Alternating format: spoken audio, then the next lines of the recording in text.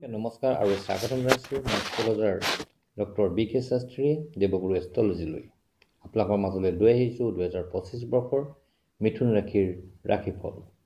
এই 2025 চনটো মিথুন ৰাশিৰ জাতক জাতিকাসকলৰ ক্ষেত্ৰত অতি সুন্দৰ দেখা যায়। এই 2024 বৰ্ষত যিসমূহ কাম আপোনালোকৰ হোৱা নাছিলে বা যিসমূহ আপোনালোকে কৰিম বুলি ভাবিছিলে সেই কামসমূহে আপোনাৰ 2025 বৰ্ষত পূৰ্ণতা লাভ কৰিব, অৰ্থাৎ আপোনাৰ সফলতাৰ মুখ দেখিব।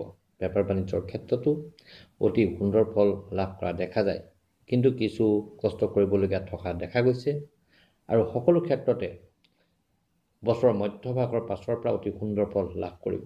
শিক্ষাৰ্থীসকলৰ ক্ষেত্ৰতো পঢ়া শুনাত যথেষ্ট সুফল লাভ কৰিবলৈ সক্ষম হ'ব। সামগ্ৰিকভাৱে এই 2025 চনটো মিথুন ৰাশিৰ জাতক জাতিকাসকলৰ ক্ষেত্ৰত অতি সুন্দৰ দেখা গৈছে। আৰ্থিক ক্ষেত্ৰতো এই বছৰটোত অতি সুন্দৰ ফল লাভ কৰিব আৰু বিভিন্ন ধৰণে ধৰ্মীয় কাম কাজতো জড়িত হৈ থাকিবলগীয়া হ'ব পাৰে এই বছৰটো। অৰ্থাৎ এই বছৰটো ক'ব গ'লে অতি সুন্দৰ বছৰ হ'ব এই মিথুন ৰাশিৰ জাতক জাতিকাসকলৰ ক্ষেত্ৰত। এতিয়া হয় মিথুন ৰাশিৰ জাতক জাতিকাসকলৰ আৰ্থিক ক্ষেত্ৰলৈ। আৰ্থিক ক্ষেত্ৰত এই 2025 চনটো মিথুন ৰাশিৰ জাতক জাতিকাসকলে মিশ্ৰিত ফল লাভ কৰিব। কিছু পৰিশ্ৰম কৰিবলগীয়া হ'ব পাৰে অৰ্থ অৰ্জন কৰিবলগীয়া ক্ষেত্ৰত, কিন্তু কোনো ক্ষেত্ৰতে নিৰাশ নহ'ব। নিৰাশা হ'লে আপুনি আপোনাৰ লক্ষ্যত উপনীত হ'ব নোৱাৰিব আৰু বছৰৰ মধ্যভাগৰ পৰা ক্ৰমান্বয়ে সুফল লাভ কৰিবলৈ আপুনি সক্ষম হ'ব আৰ্থিক ক্ষেত্ৰত। সামগ্ৰিকভাৱে ক'বলৈ গ'লে 2025 চনটো বিত্তীয় দিশত এই ৰাশিৰ জাতক জাতিকাসকলে সুন্দৰভাৱে পাৰ কৰিবলৈ সক্ষম হ'ব।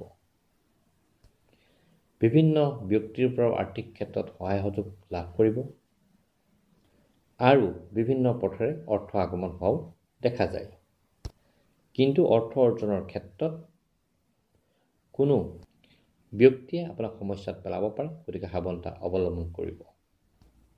মাটি বাৰী, যান বাহন, ঘৰ আদিৰ ক্ষেত্ৰত এই ৰাশিৰ জাতক জাতিকাসকলে মিশ্ৰিত ফল লাভ কৰিব। মাটি বাৰী ক্ৰয় কৰাৰ ক্ষেত্ৰত সাৱধানতা অৱলম্বন কৰক। সম্পূৰ্ণ চালি জাৰি চাইহে আপুনি মাটি বাৰী কিনাৰ ক্ষেত্ৰত আগবাঢ়িব, তেহে আপুনি সফলতা পাব। নহ'লে কিছু ক্ষেত্ৰত বিপদতো পৰিব পাৰে। আৰু আৰ্থিক লেনদেন কৰোঁতে আপুনি সাৱধান হ'ব। সাৱধানতা হ'লে আপুনি সুফল লাভ কৰিব। অৰ্থাৎ আপুনি যি কামেই নকৰক এই বছৰটোত সম্পূৰ্ণভাৱে চালি জাৰি চাইহে কৰিব, তেহে আপুনি সুফল পাব। মানে মাটি বাৰী, ঘৰ দুৱাৰ, গাড়ী আদি লোৱাৰ ক্ষেত্ৰত, নহ'লে আপুনি কোনো ক্ষেত্ৰত ঠগ খোৱাৰো পূৰ্ণ সম্ভাৱনা দেখা যায়।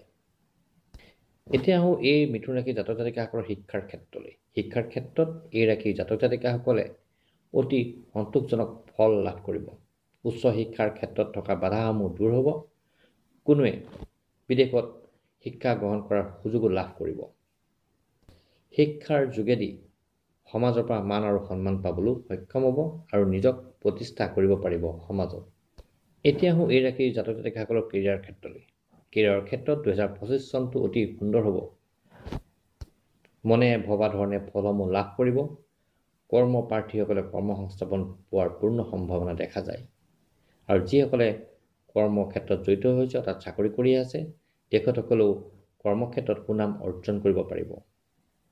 নিজ দক্ষতাৰ বলত সুনাম অৰ্জন কৰিব আৰু কিছুৱে প্ৰমোচন আদিও লাভ কৰিব।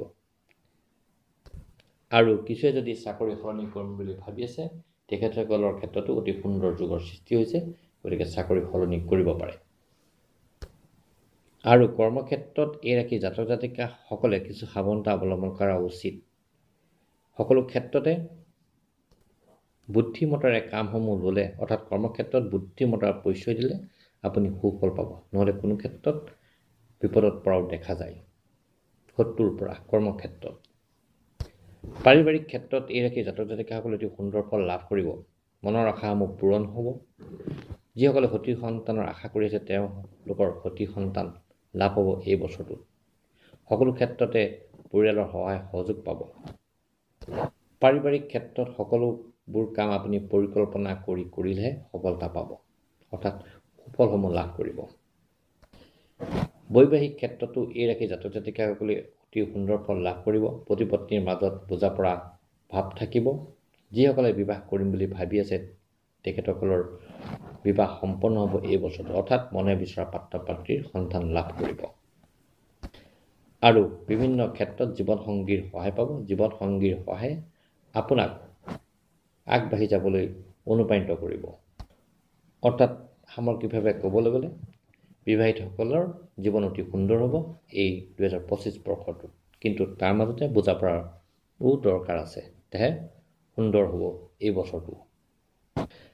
এতিয়া আহোঁ প্ৰেমৰ ক্ষেত্ৰলৈ। প্ৰেমৰ ক্ষেত্ৰত এই ৰাশিৰ জাতক জাতিকাসকলে অতি সুন্দৰ ফল লাভ কৰিব। 2024 বৰ্ষতকৈও 2025 বৰ্ষটো এই ৰাশিৰ জাতক জাতিকাসকলৰ বাবে অতি সুন্দৰ হ'ব। মনৰ আশাসমূহ পূৰণ হ'ব। যিসকলে প্ৰেম স্পাদ বিচাৰি আছিলে তেখেতসকলে প্ৰেমৰ সন্ধান পাব আৰু মনে বিচৰা পাত্ৰ পাত্ৰীও লাভ কৰিব। আৰু বহুতৰে প্ৰেম বিবাহ হোৱাও দেখা যায় এই বছৰটোত। সম্পৰ্কবোৰত ৰোমান্টিকতা থাকিব আৰু বহুতো মধুৰ মুহূৰ্ত পাৰ হ'ব প্ৰেমিক প্ৰেমিকাসকলৰ মাজত। এতিয়া স্বাস্থ্যৰ ক্ষেত্ৰলৈ। স্বাস্থ্যৰ ক্ষেত্ৰত এই 2025 বৰ্ষটো মিথুন ৰাশি জাতক জাতিকাসকলৰ ক্ষেত্ৰত অতি সুন্দৰ দেখা যায়। সকলো ক্ষেত্ৰতে স্বাস্থ্য ভালে থাকিব, কিন্তু কিছু সৰু সুৰা সমস্যাই দেখা দিব পাৰে। গতিকে আপুনি নিয়মিতভাৱে যোগা আৰু মেডিটেশ্যন কৰক, খোৱা বোৱাত ধ্যান ৰাখক, তেতিয়াহ'লে কোনো ধৰণৰ সমস্যাত এই 2025 চনটোত আপুনি নপৰে। অৰ্থাৎ স্বাস্থ্যৰ ক্ষেত্ৰত সুন্দৰ ফল লাভ কৰিব এই 2025 বৰ্ষত। এই 2025 চনটো অতি সুন্দৰভাৱে পাৰ কৰিবলৈ গ্ৰহৰ গতিৰ যিসমূহ বাধা আছে সেই বাধাসমূহ অতিক্ৰম কৰিবলৈ আৰু সফলতা লাভ কৰিবলৈ এই মিথুন ৰাশিৰ জাতক জাতিকাসকলে কিছু কাম কৰিবলগীয়া আছে, অৰ্থাৎ কিছু প্ৰতিকাৰ কৰিবলগীয়া আছে। তাৰে 1 নম্বৰটো হ'ল আপুনি যদি কোনো ৰূপৰ অলংকাৰ ধাৰণ কৰে তেতিয়াহ'লে অতি সুন্দৰ ফল পাব।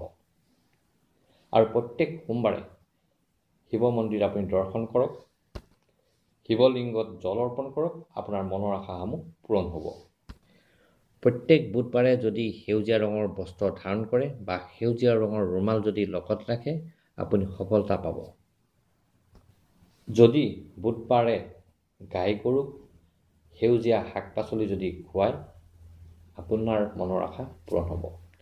আৰু যদি পাৰে নিয়মিতভাৱে পিপল গছৰ গুৰিত অৰ্থাৎ আহঁত গছৰ গুৰিত যদি আপুনি জল অৰ্পণ কৰে আপোনাৰ সকলো বাধা অৰ্থাৎ আপোনাৰ থকা বাধাসমূহ দূৰ হৈ আপুনি সফলতাৰ মুখ দেখিব, অৰ্থাৎ সফলতা লাভ কৰিব।